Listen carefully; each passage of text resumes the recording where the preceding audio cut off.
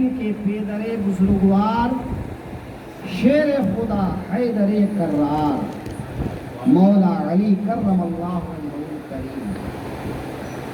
امام حسین کی ماں خاتون جنت جگر گوشہ رسول میرے آقا کی پیاری بیٹی، جس کے بارے میں میرے آقا کا ارشاد ہے میری بیٹی فاطمہ جنت کی عورتوں کی سردار ہے۔ امام حسین کے بھائی وہ حسن مجتبی جن کے بارے میں میرے آقا ارشاد فرماتے ہیں یہ میرا بیٹا بادشاہ ہے، اللہ اس کے ذریعے سے مسلمانوں کے دو بڑے گروہوں میں صلح پیدا فرمائے گا۔ امام حسین کی بہن حضرت سیدہ زینب ہیں، جنہوں نے مدینے سے لے کر کربلا تک اور کربلا سے مدینہ واپسی تک امام حسین اور ان کے پورے خاندان کو سنبھالا۔ امام حسین کے فرزند امام زین العابدین جن سے آج حسینی سادات کا اس زمین پر وجود ہے، ذرا دیکھیے یہ کیسا خاندان ہے۔ ایسا خاندان ایسی فضیلتوں کو لیے ہوئے کوئی خاندان نہ پہلے آیا ہے نہ قیامت تک آ سکتا ہے۔ اس خاندان کو پنجتن پاک بھی کہا جاتا ہے۔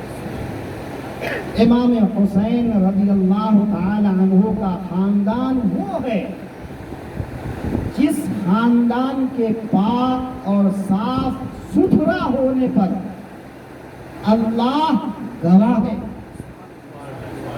اور اللہ اعلان فرماتا ہے کہ میں نے اس خاندان سے ہر طرح کی نجاست کو، گندگی کو، رجس کو دور کر دیا ہے۔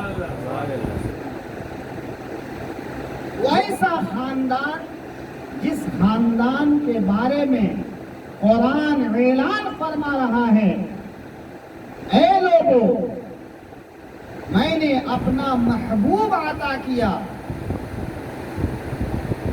اپنا پسندیدہ مذہب دین عطا کیا، لیکن میرے محبوب کے ذریعے سے میں نے کسی چیز پر تم سے بدلہ نہیں مانگا۔ اسلام دیا تو بدلہ دو، قرآن دیا تو بدلہ دو، رسول دیا تو بدلہ دو، ایسا خاندان دیا تو بدلہ دو، مجھے کسی چیز پر اجر نہیں چاہیے، لیکن اگر ہو سکے تو اتنا کرنا میرے حبیب کی اولاد سے۔ قُلْ لَا أَسْأَلُكُمْ عَلَيْهِ أَجْرًا إِلَّا الْمَوَدَّةَ فِي الْقُرْبَى۔ اے محبوب آپ اپنے کلمہ پڑھنے والوں سے کہیے کہ دنیا کی ساری نعمتیں جو میری طرف سے تمہیں عطا کی گئی ہیں ان پر کوئی بدلہ نہیں مانگتا، فقط اتنا کہ میری اولاد، میرے قرابت والوں سے محبت کرنا۔ رسول اللہ کے قرابت داروں سے محبت اسلام ہے، اور ان کی عداوت اسلام سے منہ پھیرنا ہے۔ امام حسین رضی اللہ تعالی عنہ کا خاندان وہ خاندان ہے، نجران ایک جگہ کا نام ہے، وہاں کے عیسائی حضور کے پاس آئے اور کہنے لگے ہم آپ سے بحث اور مناظرہ کریں گے، آپ ثابت کریں کہ اللہ کے سچے رسول ہیں، اور ہم ثابت کریں گے کہ آپ رسول نہیں ہیں، آپ اپنی دلیل دیں، ہم اپنی دلیل دیں۔ میرے آقا صلی اللہ علیہ وسلم نے بے شمار دلیلیں دی، مگر وہ کسی بات پر تیار نہ ہوئے۔ رسول اللہ کو سچے رسول ماننے پر تیار نہ ہوئے، کہا ٹھیک ہے، اب ایک راستہ ہے، آؤ تم اپنے گھر والوں کو لاؤ، میں اپنے گھر والوں کو لاتا ہوں، اور ہم میں جو جھوٹا ہے اس پر لعنت بھیجیں، اللہ کے پاس ہاتھ اٹھا کر دعا مانگیں کہ جو جھوٹا ہو اس پر اللہ کی لعنت ہو، اس کو مباہلہ کہتے ہیں۔ قرآن کریم میں اللہ تعالی فرماتا ہے قُلْ تَعَالَوْا نَدْعُو أَبْنَاءَنَا وَأَبْنَاءَكُمْ نِسَاءَنَا وَنِسَاءَكُمْ، اے لوگو تم اپنی اولاد اپنے گھر والوں کو لاؤ، میں اپنی اولاد اپنے گھر والوں کو لاتا ہوں، ثُمَّ نَبْتَهِلْ، پھر ہم مباہلہ کرتے ہیں کہ ہم میں سچا کون ہے۔ بس اتنا کریں گے کہ پروردگار عالم کی بارگاہ میں ہاتھ اٹھا کر دعا کریں گے کہ جو جھوٹا ہو اس پر اللہ کی لعنت ہو۔ لعنت کیا ہے؟ اللہ کی رحمت سے محروم ہو جانے کی دعا۔ کہ جس پر لعنت بھیجی جاتی ہے اس کے لیے یہ کہا جاتا ہے اس انسان پر اللہ کی رحمت نہ ہو، اور اللہ کی رحمت نہ ہو اس کا مطلب یہ ہے کہ وہ انسان تباہ و برباد ہے۔ عیسائی لوٹ گئے، میرے آقا کریم اپنے گھر تشریف لائے۔ آقا کریم صلی اللہ علیہ وسلم نے حسن و حسین کو ساتھ میں لیا، حضرت علی اور حضرت فاطمہ کو ساتھ میں لیا، اور یہ نورانی قافلہ چل پڑا۔ چلو اب مباہلہ کرتے ہیں، اے لوگو تم اپنے خاندان کو لاؤ، میں اپنے خاندان کو لے آتا ہوں۔ اور یہ خاندان کون ہے؟ میرے آقا ارشاد فرماتے ہیں میرا خاندان یہی ہے، میرا کنبہ یہی ہے، میرے قرابت دار یہ ہیں، میرے اہل بیت یہ ہیں، اس میں علی ہیں، فاطمہ ہیں، حسن ہیں، حسین ہیں۔ کہتے ہیں لوگوں یہ میرا خاندان اور کنبہ ہے۔ عیسائیوں نے اس چھوٹے سے کنبے کو دیکھا، ان میں جو سب سے بڑا عالم تھا اس نے کہا ہرگز ہرگز ان سے مباہلہ نہ کرنا، اگر یہ رسول دعا کر دیں اور ان کے پیچھے حسن و حسین آمین کہہ دیں، اگر یہ دعا کریں کہ یہ پہاڑ یہاں سے اٹھ کے وہاں چلا جائے تو پہاڑ اٹھ کے چلا جائے۔ میں نے ایسا چہرہ کبھی نہیں دیکھا۔ اگر تم چاہتے ہو کہ عیسائی دنیا میں زندہ رہیں تو ان سے ہرگز ہرگز مباہلہ مت کرنا، ورنہ روئے زمین پر ایک بھی عیسائی زندہ نہیں رہے گا۔ میرے آقا نے فرمایا کہ عیسائیوں پر عذاب آ چکا تھا، وہ عذاب میں مبتلا ہو چکے تھے، قریب تھا کہ پھر وہ مباہلہ کرنے سے واپس چلے گئے۔ تو یہ وہ خاندان ہے۔ میرے آقا ارشاد فرماتے ہیں انی ترکت فیکم الثقلان، اے لوگو میں تمہارے درمیان دو چیزیں چھوڑ کر جاتا ہوں، ایسی چیزیں کہ ان دونوں سے اگر تم قریب رہو تو ہدایت پر رہو، اگر ان میں سے کسی کو چھوڑ دو تو گمراہ ہو جاؤ۔ ان میں سے ایک قرآن ہے کہ کبھی قرآن کی تعلیم سے دور مت رہنا، اور دوسرا میری اولاد میری عبرت اہل بیت ہے، میری اہل بیت سے دور نہیں رہنا، ہمیشہ اہل بیت کی محبت میں رہنا۔ میرے آقا فرماتے ہیں میرے اہل بیت سے محبت کرو، تو ان سے محبت کرتا ہے وہ مجھ سے محبت کرتا ہے۔ معلوم یہ ہوا اہل بیت کی محبت ایمان کی علامت ہے. حضرت علی، حضرت فاطمہ، ان کا مقام کتنا بلند و بالا ہے. میرے آقا کی حدیث ہر ایک کے بارے میں ہے، لیکن آج امام حسین کے بارے میں عرض کرنا ہے. حضرت اسامہ بن زید بن حارثہ رات کو کچھ زیادہ رات ہو گئی، آقا کریم کی خدمت میں حاضر ہوئے، اجازت مانگا. کچھ ضرورت پیش آئی، آقا کی خدمت میں حاضر ہوئے. آقا کریم دروازہ کھول کر باہر تشریف لائے، اپنا سوال عرض کیا. حضور نے جواب ارشاد فرمایا، لیکن حضور کی چادر مبارک دونوں طرف سے، دونوں کناروں سے کچھ ابھری ہوئی تھی. ایسا لگ رہا تھا کہ چادر کے نیچے کچھ ہے.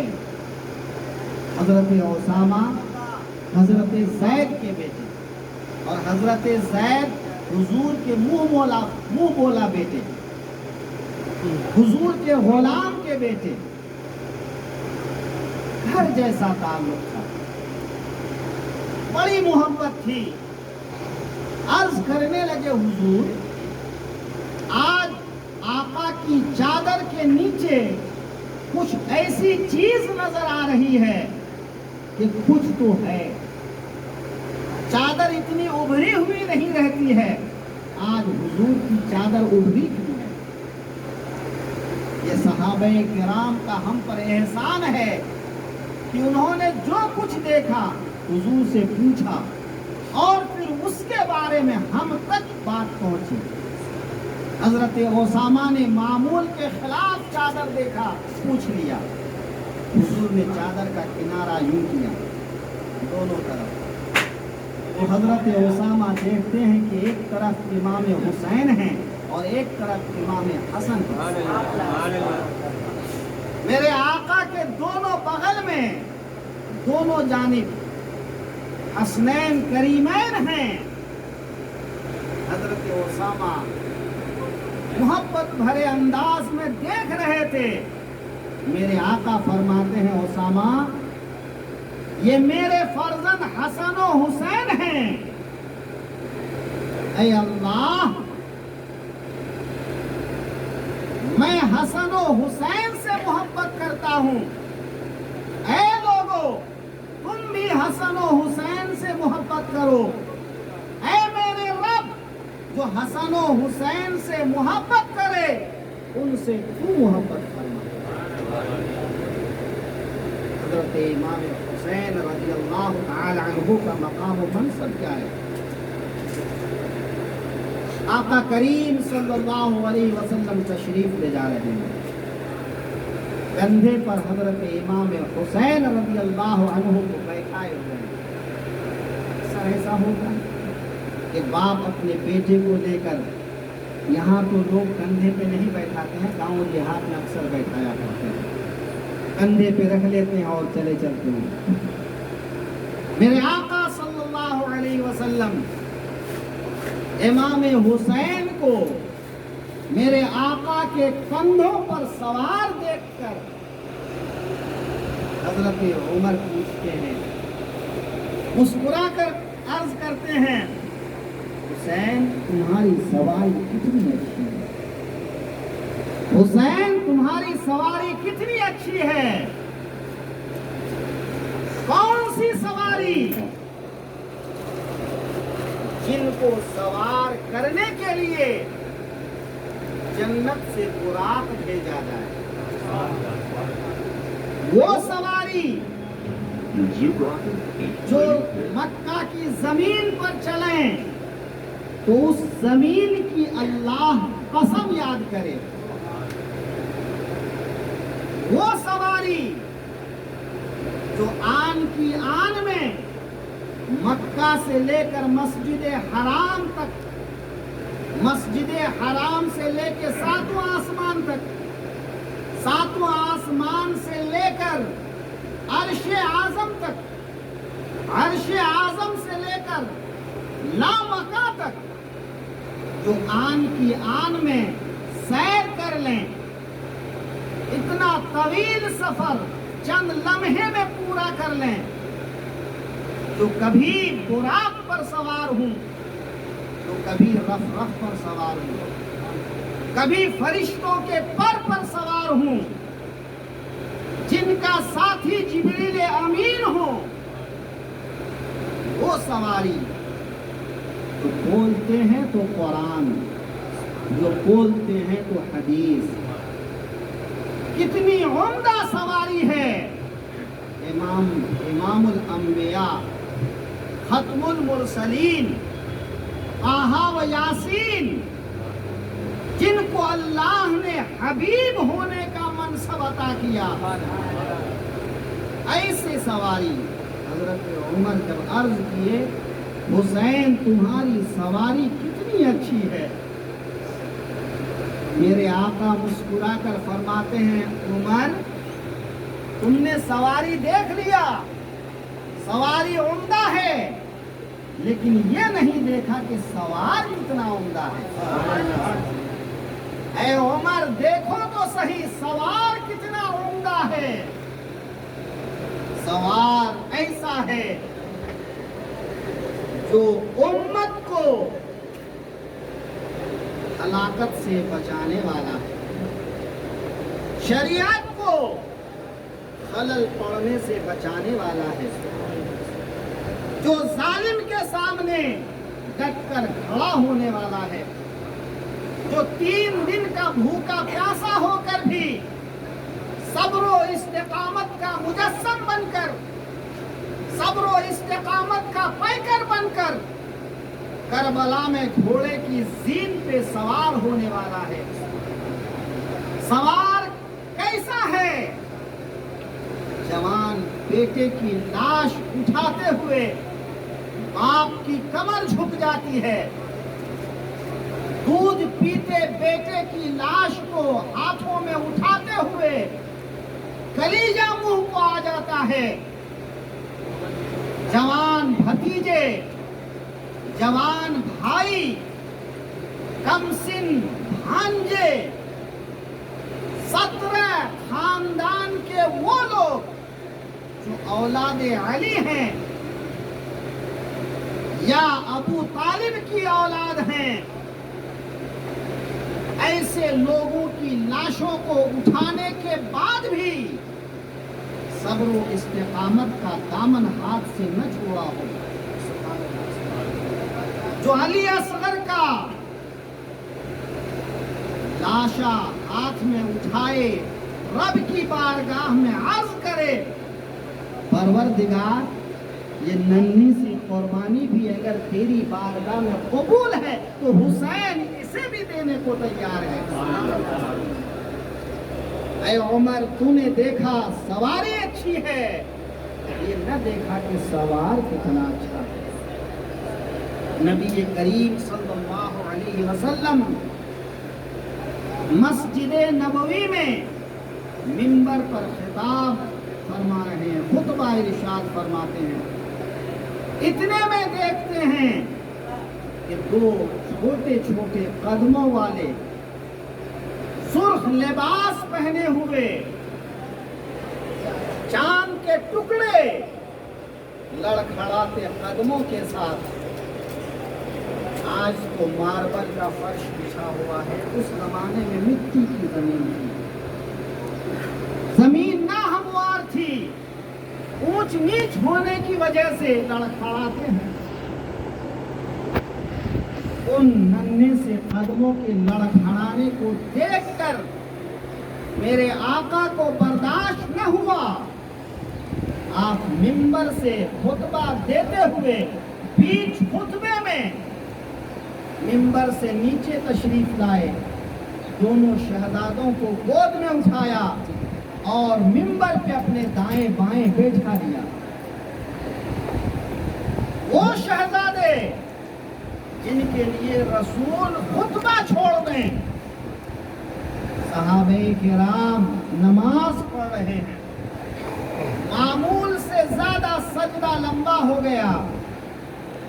صحابہ کو ڈر ہونے لگا کہیں ایسا نہ ہو کہ سجدے کی عین حالت میں میرے آقا کو رب کی بارگاہ میں حاضری کا شرف حاصل ہو گیا ہو، یا پھر وحی آ رہی ہو، سجدہ لمبا ہو گیا۔ جب آقا نماز سے فارغ ہوئے، صحابہ نے عرض کیا یا رسول اللہ، کیا آج حالت سجدہ میں حضور پر وحی نازل ہو رہی تھی؟ تو میرے آقا ارشاد فرماتے ہیں نہیں، حسین سجدے کی حالت میں میری پیٹھ پر آ کر بیٹھ گئے تھے اور میں ان کو ان کی مرضی کے خلاف اتارنا نہیں چاہتا تھا۔ میں نہیں چاہتا تھا کہ سر اٹھاؤں اور وہ گر پڑیں۔ حسین کے لیے میں نے سجدے کو طویل کر دیا ہے، جن کے لیے میرے آقا اپنا سجدہ طویل فرما دیں، لمبا فرما دیں، وہ حسین۔ میرے آقا صلی اللہ علیہ وسلم حضرت فاطمہ کے گھر کے پاس سے گزر رہے ہیں۔ آج جو مسجد نبوی ہے، روضہ شریف سے چند قدم کی دوری پر حضرت فاطمہ کا حجرہ تھا۔ گھر کے اندر سے حسنین کریمین حضرت حسین کے رونے کی آواز آتی ہے۔ دروازے پر دستک دیتے ہیں اور فرماتے ہیں فاطمہ کیوں رلا رہی ہے حسنین؟ میرے بچوں کو کیوں رلا رہی ہے؟ اے فاطمہ، حسن و حسین کے رونے سے مجھے تکلیف ہوتی ہے۔ حسین جن کے لیے ہرنیاں اپنی بچوں کو پیش کر دیں، وہ حسین جن کی دلجوئی کے لیے جبریل امین جنت سے حلہ لے کر تشریف لائیں، وہ حسین نبی کریم کی بارگاہ میں امام حسین آپ کے قدموں کے پاس میں ہیں، دونوں ہاتھ میں پکڑے ہوئے ہیں اور اوپر کی طرف کھینچ رہے ہیں، فرماتے ہیں اور چڑھو۔ حضرت امام حسین کے چھوٹے چھوٹے سے پاؤں حضور کی پنڈلی تک پہنچے، حضور کے پاؤں کے اوپری حصے تک پہنچے۔ میرے آقا فرماتے ہیں حسین اور چڑھو اور چڑھو، یہاں تک کہ جب حسین کا سینہ میرے رسول کے سینے سے قریب ہوا، حسین کا چہرہ میرے رسول کے چہرے سے قریب ہوا، حسین کا منہ میرے آقا کے منہ شریف کے قریب ہوا، تو میرے آقا نے اپنی زبان حضرت امام حسین کے منہ میں رکھ دی۔ اب حضرت امام حسین میرے آقا کی زبان نبوت کو ایسے چوستے ہیں جیسے کھجور کو چوسا جاتا ہے۔ اللہ اکبر۔ میرے آقا صلی اللہ علیہ وسلم نے امام حسین کو اپنے لعاب دہن کے ذریعے سے نہ جانے علم و حکمت کا وہ کون سا مقام اور رتبہ عطا فرماتے ہیں۔ اے حسین، اپنے نانا کے لعاب سے اپنے سینے کو اتنی ٹھنڈک پہنچا لے کہ جب میدان کرب و بلا میں تم پر پانی بند کر دیا جائے تو 3 دن کی بھوک اور پیاس کا احساس نہ ہو۔ اے حسین، آج نانا کی زبان کو چوس کر قیامت تک کے لیے اپنے دل کو ایسی تسکین دے لو کہ پھر کربلا کے تپتے ہوئے ریگزار کی پیاس بھی تمہیں اذیت نہ پہنچا۔ امام حسین رضی اللہ تعالی عنہ جب ان کا لعاب، بچے جب چھوٹے ہوتے ہیں تو منہ کا پانی کبھی ٹپکتا ہے، امام حسین کے لعاب جب نیچے آ جاتے تو میرے آقا اسے اپنے منہ میں لے لیتے۔ ذرا غور کیجئے کیسی محبت ہے یہ۔ ہم اپنے بچوں کو چوما کرتے ہیں، میرے آقا بھی چوما کرتے تھے، لیکن چومنے کے علاوہ میرے آقا حسنین کریمین کو سونگھا کرتے تھے، حسنین کریمین کو سونگھا کرتے تھے اور فرماتے تھے حسن و حسین جنت کے پھول ہیں، ان سے مجھے جنت کی خوشبو آ رہی ہے۔ نعرہ تکبیر، نعرہ تکبیر، نعرہ رسالت، یا رسول اللہ، شہدائے کربلا، نعرہ رسالت، یا رسول اللہ۔ امام حسین رضی اللہ تعالی عنہ نے آقا کریم کی بارگاہ سے وہ مقام و مرتبہ پایا کہ دوسرا اس کا خیال بھی نہیں کر سکتا ہے۔ ایک طرف حضرت امام حسین میرے آقا کے جاموں پر تشریف فرما ہے، دوسرے زانوں میں میرے آقا کے فرزند حضرت ابراہیم تشریف فرما ہے۔ ایک فرشتہ آتا ہے، عرض کرتا ہے یا رسول اللہ آپ ان سے محبت فرماتے ہیں؟ کہاں ان دونوں شہزادوں سے بڑی محبت کرتا ہوں، ایک میرا بیٹا ہے، ایک میری بیٹی کا بیٹا ہے، دونوں سے بے پناہ محبت کرتا ہوں۔ تو فرشتہ عرض کرتا ہے یا رسول اللہ، اللہ دونوں کو ایک ساتھ آپ کے پاس رہنے کو نہیں دینا چاہتا ہے، اللہ چاہتا ہے کہ ان میں سے ایک آپ کے پاس رہے اور ایک اللہ کے پاس پہنچ جائے۔ میرے آقا فرماتے پھر کسے اللہ اپنے پاس چاہتا ہے؟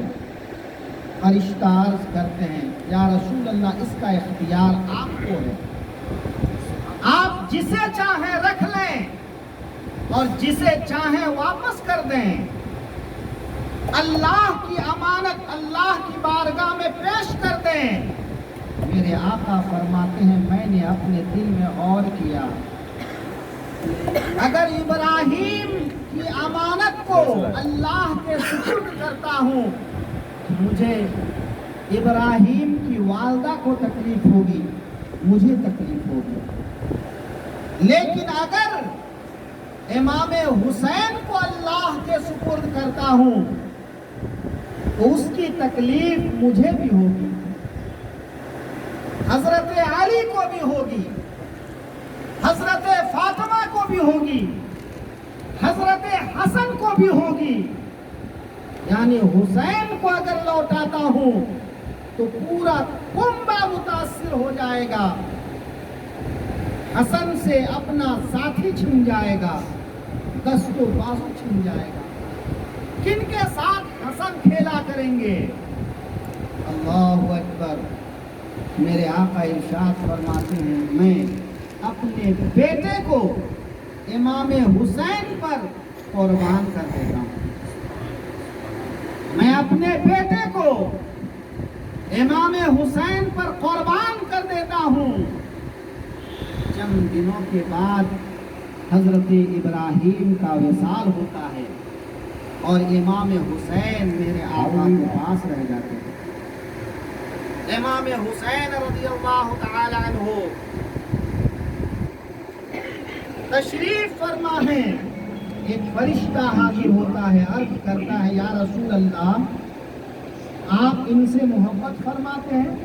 کہا ان سے محبت فرماتے ہیں، بڑی محبت ہے مجھے ان سے۔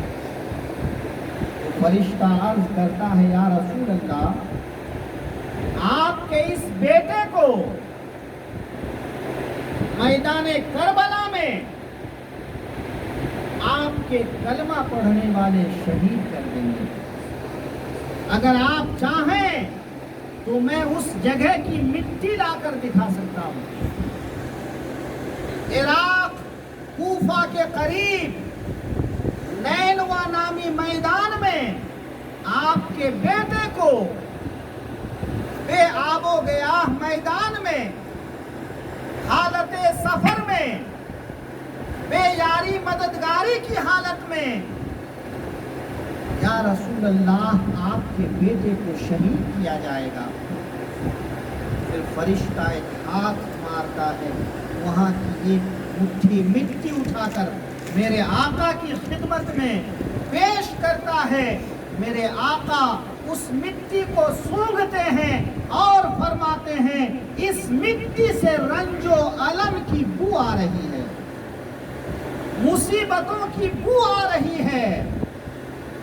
میرے آقا صلی اللہ علیہ وسلم اس مٹی کو حضرت سلمہ کے حوالے فرماتے ہیں، ام سلمہ رضی اللہ عنہ کے حوالے فرماتے ہیں۔ دیگر ازواج بھی تھی، لیکن میرے آقا نے حضرت ام سلمہ کے حوالے فرمایا اور ارشاد فرمایا، اے ام سلمہ اس مٹی کو حفاظت سے رکھنا، جس دن یہ مٹی خون میں بدل جائے سمجھ جانا کہ اس دن میرا بیٹا شہید ہو گیا۔ یعنی اس وقت تک حضرت سلمہ ہی ایسی ہیں جو حیات رہنے والی ہیں۔ میرے آقا کو معلوم ہے، فرماتے ہیں ام سلمہ جس دن یہ مٹی خون بن جائے تو سمجھنا میرا بیٹا شہید ہو گیا۔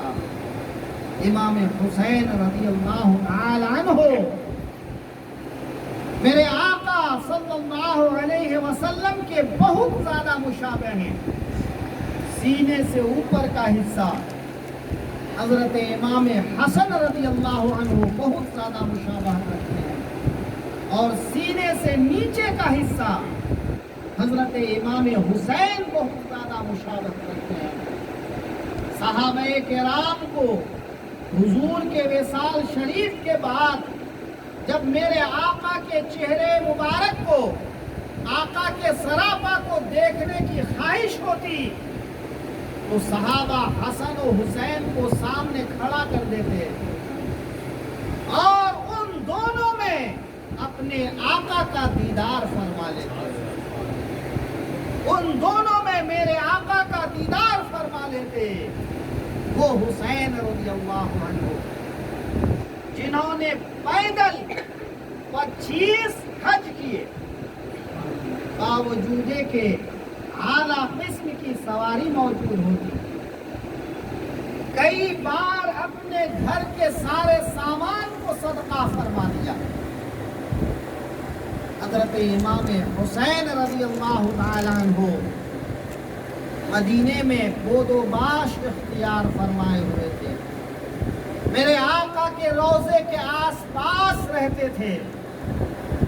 سن 60 ہجری کا زمانہ آیا، وہ زمانہ جس زمانے کے بارے میں میرے آقا نے خاص لوگوں کو بیان فرمایا تھا، ان میں سے ایک حضرت ابو ہریرہ بھی ہے کہ حضرت ابو ہریرہ کو حضور کے رازوں میں سے کچھ راز میرے آقا نے ارشاد فرمائے تھے۔ فتنوں کے زمانوں کے بارے میں ارشاد فرمایا تھا۔ میرے آقا نے ارشاد فرمایا تھا میری امت سیدھے راستے پر رہے گی، لیکن بنی امیہ کا ایک جوان میری امت میں رخنہ ڈالے گا، میری شریعت کو برباد کرے گا، میرے دین میں خلل پیدا کرے گا، اور اس جوان کا نام یزید ہوگا۔ امام حسین رضی اللہ تعالی عنہ اپنی زندگی مدینہ شریف میں گزار رہے ہوتے ہیں، تقریباً 55 سال کی عمر ہو چکی ہے۔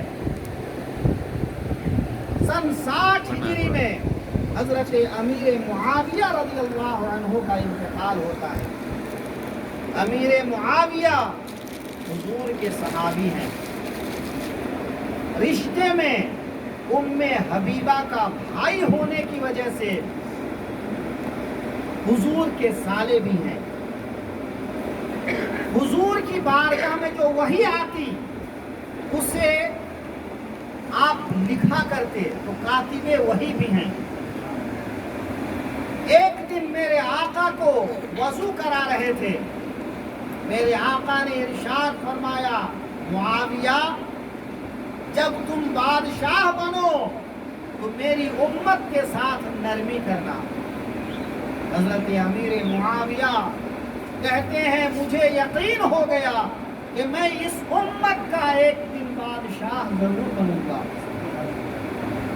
20 बरस हजरत उमर के ज़माने से लेकर हजरत उस्मान की शहादत तक मुल्क शाम के गवर्नर रहे।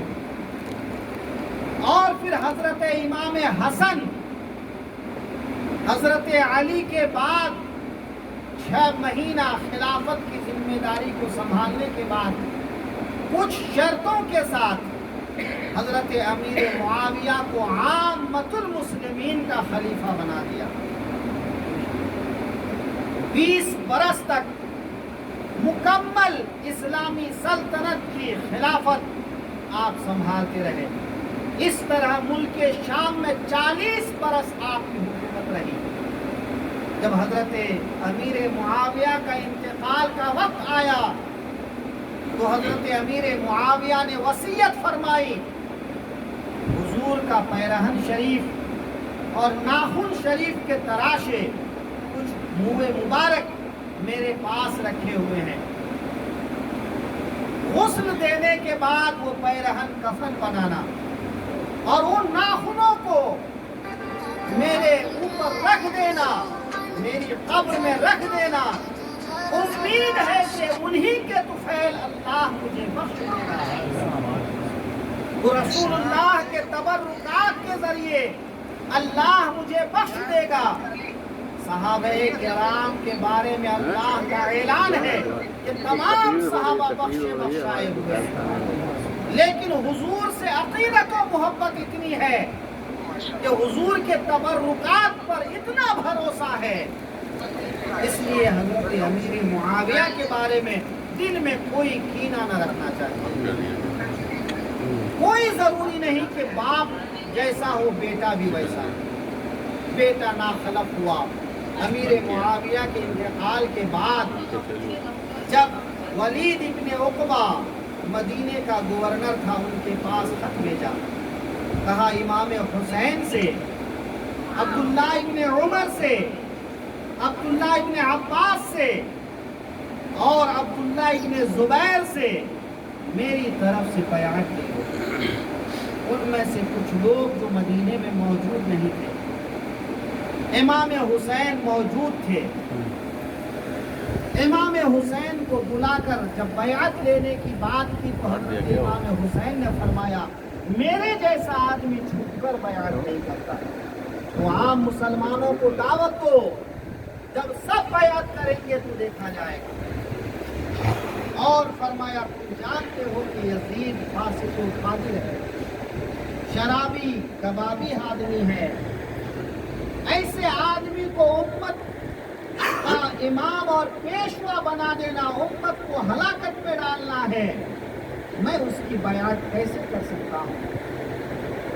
इमाम हुसैन वहाँ से घर लौटे। हजरत ज़ैनब से कहा, बहन अब मदीना छोड़ने का वक्त आ गया, कहीं ऐसा न हो कि रसूलुल्लाह का हरम हमारे खून से आलूदा हो जाए।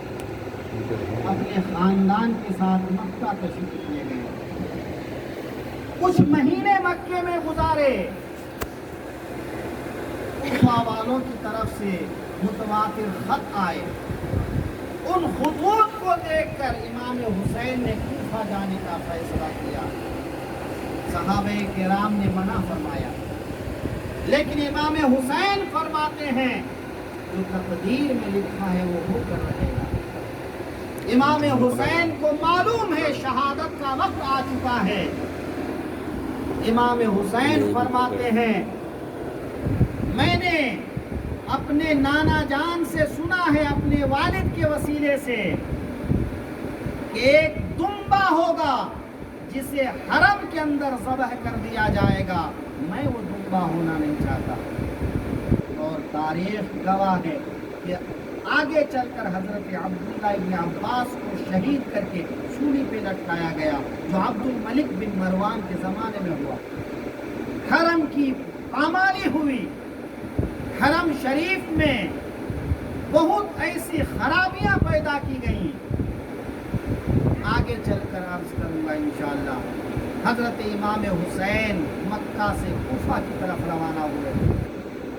मैदान करबला में दाखिल होने से पहले हुर नाम का एक शख्स, जो इमाम हुसैन को एक पहाड़ी के दामन से मैदान करबला तक ले गया। मैदान करबला में 7वीं मुहर्रमुल हराम शरीफ को आपने खेमा लगाया और 9 मुहर्रमुल हराम तक आप बातचीत करने की कोशिश करते रहे कि किसी तरह से मामला हल हो जाए, लोगों का खूने नाहक न बहे। उधर इब्ने जियाद को यजीद ने बसरा से बुलाकर कूफा का गवर्नर मुकर्रर कर दिया। यजीद ने कूफा के बड़े बड़े लोगों को गिरफ्तार करके कैद में डाल दिया। 22,000 के लश्कर के साथ अम्र बिन साद को, साद इब्ने अबी वक्कास, साद इब्ने अबी वक्कास वो शख्स हैं कि ओहद के मैदान में आयन लड़ाई के वक्त मेरे आका तीर उठाकर पकड़ाते थे और फरमाते थे, साद तीर चलाओ, तुम पर मेरे माँ बाप कुर्बान। वो साद इब्ने अबी वक्कास जो आशरा मुबशरा में से हैं, जिन 10 लोगों को एक मौके पर मेरे आका ने फरमाया फला सहाबी जन्नती, फला जन्नती, फला जन्नती, उनमें साद इब्ने अबी वक्कास भी हैं। उन्हीं साद इब्ने अबी वक्कास का बेटा अम्र, जो आज इमाम हुसैन के खून के प्यासे बनकर करबला में 22,000 फौज लेकर उतरा है। इमाम हुसैन ने जब देखा बातचीत का कोई हल नहीं निकलेगा, 10वीं मुहर्रमुल हराम को नमाज फज्र के बाद मेरे इमाम ने अपने साथियों की सफ बंदी की। इत्माम हुज्जत के लिए आपने खुतबा इरशाद फरमाया। यजीदियों से कहा, तुम जानते हो, तुम मुझे पहचानते हो, मेरा नसब जानते हो, मेरा मकाम व मर्तबा जानते हो, फिर तुम क्यों मुझे कत्ल करना चाहते हो? मेरे खूने नाहक का सवाल जब मैदान महशर में होगा तो तुम जवाब क्या दोगे? ऐ लोगों, अगर तुमको मेरा तुम्हारे शहर में जाना पसंद नहीं तो मैं सीधा यजीद के पास चला जाता हूँ, चाहो तो तुम भी मेरे साथ चलो, मैं उससे अपना मामला हल कर लूंगा, या मैं किसी सरहदी इलाके की तरफ चला जाता हूँ, मैं उधर अपनी जिंदगी गुजार लूंगा, या मैं मदीना चला जाता हूँ, ये रोज़े रसूल से करीब अपनी जिंदगी बसर कर लूंगा। लेकिन अम्र बिन साद ने किसी बात की इजाजत न दी। आखिरकार वो दिन आया कि इमाम हुसैन के जानिसारों ने इमाम हुसैन पर अपनी जानों की कुर्बानी पेश कर दी। जब तक एक भी जानिसार बाकी रहे, इमाम हुसैन के कुंबे और खानदान वालों में से किसी को करबला में जाने नहीं दिया। जब सारे वफादार शहीद हो गए तो हजरत जाफर के पोते हजरत ज़ैनब के 2 नन्हे मुन्ने बेटे औन और मोहम्मद وہ آقا کریم کی خدمت میں حاضر ہو گئے، امام حسین کی خدمت میں حاضر ہو گئے۔ حضرت امام مسلم کے بھائی اور بیٹے، حضرت علی کے اور بیٹے، حضرت جعفر، یعنی کل بنی ہاشم میں سے 17 لوگ جو اس وقت حضرت امام حسین کے ساتھ میں تھے، ہر ایک نے امام حسین سے پہلے جام شہادت نوش کیا۔ ان میں جو سر فہرست نام آتا ہے حضرت عباس کا، عباس ابن علی، جن کو محمد بن حنفیہ بھی کہا جاتا ہے۔ محمد بن حنفیہ حضرت علی کے دوسرے بیٹے کا نام ہے۔ حضرت عباس یہ بھی حضرت علی کے بیٹے ہیں، لیکن حضرت فاطمہ سے نہیں، دوسری بیویوں سے۔ چونکہ حضرت فاطمہ کے انتقال کے بعد حضرت علی نے کئی اور بیویوں سے شادیاں کی، ان کی اولاد بھی حضرت حسین کے ساتھ میں تھی۔ ان جانثاروں نے اپنی شہادت پیش کر دی۔ حضرت عباس نے پانی لانے کے لیے مشکیزہ لے کر نہر فرات کا رخ کیا تو آپ کے دونوں بازو کاٹ دیے گئے، پھر آپ کو شہید کیا گیا۔ حضرت قاسم ابن حسن رضی اللہ عنہ، امام حسن کے 3 شہزادے میدان کربلا میں شہید ہوئے، امام قاسم کے علاوہ اور شہزادے، امام حسن کے اور امام حسین کے چھوٹے فرزند بھی چونکہ اس وقت ساتھ میں تھے، تو امام حسن کا نسب ان چھوٹے فرزندوں سے چلا، امام حسین کا نسب بیمار زین العابدین سے چلا، تو امام قاسم ابن حسن رضی اللہ عنہ نے بھی اپنی شہادت پیش کر دی، اون و محمد نے بھی شہادت پیش کر دی۔ حضرت علی اکبر جو حضرت امام حسین کے بڑے بیٹے تھے، علی اکبر، علی اوسط، علی اصغر، 3 بیٹے اس وقت حضرت امام حسین کے کربلا میں موجود تھے۔ حضرت علی اکبر شہید ہو گئے، حضرت علی اوسط امام زین العابدین بیمار تھے، حضرت علی اصغر جو سب سے چھوٹے شیرخوار تھے وہ بھی شہید ہو گئے۔ تو امام حسین رضی اللہ تعالی عنہ نے اپنے تمام ساتھیوں کی قربانی دینے کے بعد بھی ہمت نہیں ہاری۔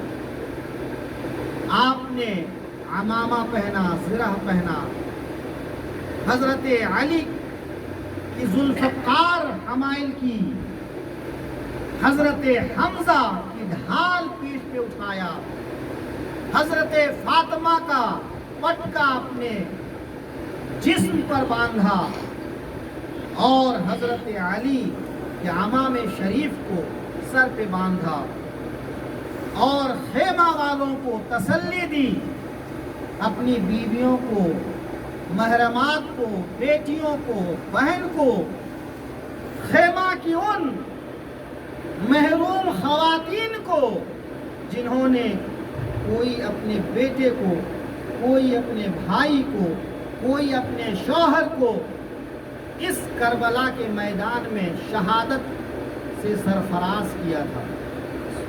تمام خواتین کو دلاسا دینے کے بعد حضرت زینب سے آپ نے رخصت لی اور کہا، زینب اب اس قافلے کی ذمہ داری یہاں سے لے کر مدینے تک پہنچانا تمہاری ذمہ داری ہے۔ یاد رکھنا میری شہادت کے بعد تم پر اور بڑی مصیبت آنے والی ہے کہ کوئی تمہارا سردار نہیں رہا، کوئی بڑا نہیں رہا۔ میری سکینہ کا خیال رکھنا، میری صغرا کو میرا سلام کہہ دینا۔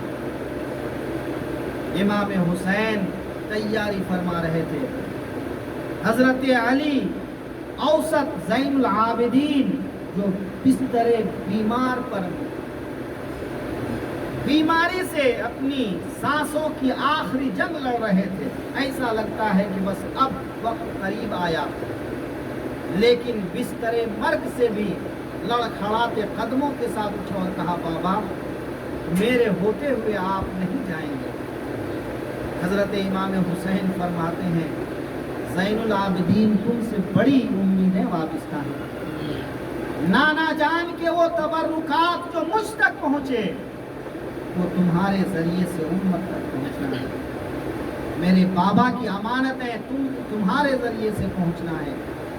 बेटा तू अगर मैदान करबला में जाएगा तो इन बेवगान को, इन खवातीन को मदीने कौन पहुँचाएगा? बेटा तेरी जिम्मेदारी बड़ी है, तुझे कैदो बंद की मुसीबतें भी झेलनी है, लेकिन सब्र और इस्तिकामत के साथ मुझे बाबा का आखिरी सलाम नाना की खिदमत में पेश करना है। बेटा जब मदीने लौटना तो नाना जान की खिदमत में मेरा सलाम अर्ज करना और कहना कि हुसैन के साथ कलमा पढ़ने वालों ने क्या किया है। इमाम हुसैन रज़ी अल्लाह तआला अन्हु सारी अमानतें, खिलाफतें हज़रत ज़ैनुल आबिदीन को देकर हज़रत सकीना के सर पे आखिरी हाथ रखकर हज़रत ज़ैनब को तमाम नसीहतें करके मैदान करबला की तरफ तशरीफ ले गए। जरा गौर कीजिए उस मंजर को, तसव्वुर कीजिए उस मंजर का जो कौनैन के शहंशाह का नवासा, जिनकी परवरिश नाज़ो नाम में हुई थी, आज किस हालत को पहुंचे हैं। अगर दूसरों से तकलीफ होती है तो इतनी तकलीफ नहीं होती, लेकिन जब अपने तकलीफ देते हैं तो ज़्यादा तकलीफ होती है। आज खून के प्यासे वो लोग हैं जिन्होंने खुतूत लिखकर मेहमान बुलाए थे। इमाम हुसैन ने एक बार आखिरी खुतबा इरशाद फरमाया, फिर इरशाद फरमाया, ऐ लोगों अगर तुम्हें अपने अंजाम की फिक्र नहीं है, तुम्हें क़यामत के दिन जवाब देने की फिक्र नहीं है, तो तुम जो चाहो वो करो। इमाम हुसैन रज़ियल्लाहु अन्हु से दस्त बदस्त की लड़ाई में कई यजीदी वासिल जहन्नम हुए। जब इस तरह देखा कि इमाम हुसैन के साथ एक एक करके लड़ना मुश्किल है, तो इमाम हुसैन को घेर कर चारों तरफ से तीरों तलवार से हमला किया गया, नेज़ों से हमला किया गया। इमाम हुसैन को 72 जख्म आए। इमाम हुसैन का जिस्म चूर चूर था। जब जिस्म में सकत बाकी नहीं रही, इमाम हुसैन की पेशानी पर आकर एक तीर लगा, जिससे आप पर गशी तारी हुई और आप ज़ीन से ज़मीन पर तशरीफ लाए। ये वो पेशानी है जिसे रसूलुल्लाह चूमा करते थे। कैसी कैसी बेहुरमतियां की गई। इमाम हुसैन जब ज़मीन पर तशरीफ लाए, जब इमाम हुसैन के सरे पाक को जिस्म से जुदा करने के लिए यजीदी आए, तो इमाम हुसैन ने पूछा कौन सा वक्त है? कहा जुमा का वक्त है। इमाम हुसैन ने फरमाया मेरा सर काटने से पहले मुझे सजदा कर लेने दो। इमाम हुसैन ने आखिरी बार करबला की तपती हुई रेत पर अपनी पेशानी रखा और दुनिया वालों से कहा, लोगों हालात कैसे भी हूं, नमाज कज़ा न होने पाए। इमाम हुसैन के लिए मेरे आका ने अपने सजदे को तवील फरमाया, लेकिन उस सजदे से सर उठाते हुए तो लोगों ने देखा। इमाम हुसैन ने करबला की जमीन पर ऐसा सजदा किया कि सर जमीन पे रखते हुए सबने देखा لیکن سر اٹھاتے ہوئے کسی نے بھی نہیں دیکھا. یہ وہ ایک سجدہ جسے تو گراں سمجھتا ہے دیتا ہے 1000 سجدوں سے نجات. عزیزان محترم، امام حسین رضی اللہ عنہ کا سر پاک جسم سے جدا کیا گیا، آپ کے جسم سے کپڑے اتار لیے گئے. ہاں، جو نیچے جسم سے لگا ہوا کپڑا تھا وہ باقی رکھا، اوپر جو جبہ، دستار، زرہ اور چیزیں تھیں وہ اتار لیا گیا. امام حسین کے جسم کو گھوڑوں کے ٹانکوں سے پامال کیا گیا. امام حسین نے جب اپنی جان کی قربانی اپنے رب کی بارگاہ میں پیش کر دی تو اس وقت زمین پر ایک ایسی سیاہی چھائی، ایسا اندھیرا چھایا کہ قریب والا آدمی بھی اپنے قریب والے کو نہیں دیکھ سکتا تھا. کربلا کی زمین پر خون ٹپکنے لگے. اس دن جو پتھر ہی اٹھایا جاتا اس کے نیچے سے تازہ خون نکلتا. ادھر حضرت عبداللہ مدینے میں خواب دیکھتے ہیں کہ آقا کریم کے جسم اطہر پر گرد و غبار ہیں، بال بکھرے ہوئے ہیں، پریشانی کی کیفیت ہے. عرض کرتے ہیں یا رسول اللہ یہ آپ کی کیسی حالت ہے؟ فرماتے ہیں صبح سے لے کر اب تک میدان کربلا میں شہدائے کربلا کا خون شیشی میں جمع کرتا رہا. میں حسین کی بہادری کو اپنی آنکھوں سے دیکھتا رہا کہ حسین نے خاندان والوں کی شہادت دے دی، اپنی اولاد کی قربانی دے دی، اپنی جان کی قربانی دے دی، لیکن ایک فاسق و فاجر کے ہاتھ میں اپنا ہاتھ نہیں دیا. خواجہ معین الدین حسن چشتی فرماتے ہیں شاہ ہست حسین، بادشاہ ہست حسین، دی ہست حسین، دی پناہ ہست حسین، سرداد نداد دست در دست یزید، حق پاک بنائے لا الہ ہست حسین. یزید امام حسین کا ہاتھ مانگتا تھا لیکن سر تو لے گیا، ہاتھ کربلا میں رہ گیا. امام حسین نے شریعت کی آبرو بچا لی، دین مصطفیٰ کے اس چراغ کو بجھنے سے بچا لیا. عزیزان محترم، باتیں بہت ساری ہیں، کی جائے تو بڑا وقت چاہیے. امام حسین کا فیض ہم سب پر جاری رہے، ان کی بارگاہ میں ہماری عقیدت قبول ہو جائے. اب آئیے امام حسین کے نانا جان کی بارگاہ میں صلاۃ و سلام کا نذرانہ محبت پیش کریں. خوب کی سیر چمن پھول چنی شاد رہے، باغ با جاتا ہوں میں گلشن تیرا آباد رہے. اللہ تبارک و تعالی ہماری بھول کو معاف فرمائے، ہمارے کہنے سننے میں کوئی غلطی ہو تو اللہ معاف فرمائے.